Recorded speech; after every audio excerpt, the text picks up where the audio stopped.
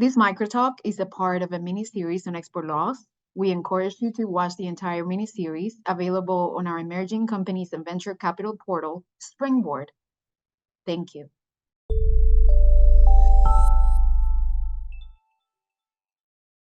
So you may wonder, well, does it apply to me? Do export controls apply to me? So what you need to be thinking is, do I transfer across borders any software, goods, or technology that was made in the US, that has US content, or that was produced using US products? If the answer is yes, most likely you need to be thinking about US export controls and how they apply to you. You may want to classify your products to understand, once you make a determination that you engage in export activity, you may want to classify your products to understand the level of restrictions that apply to your products, and if you need a license from BIS to be able to export those products.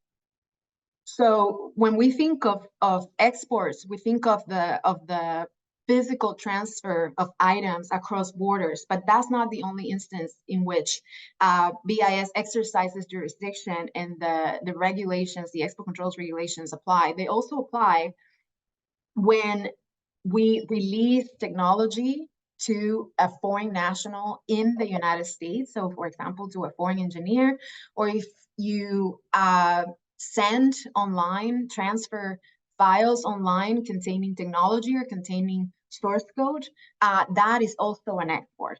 Therefore, if you engage in that kind of activity, or if you have, for example, there's technical data that you provide to manufacturers that are sitting in another country, that also constitutes an export.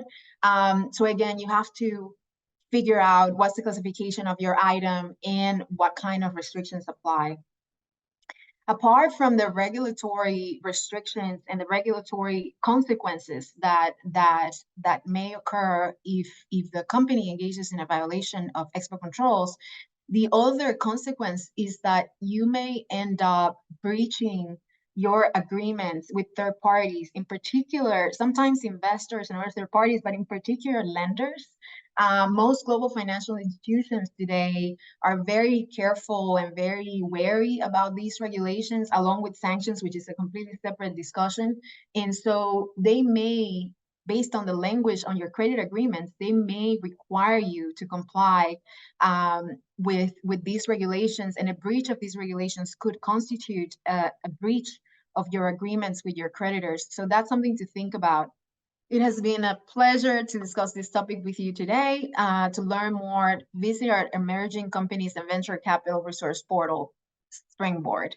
Thank you very much.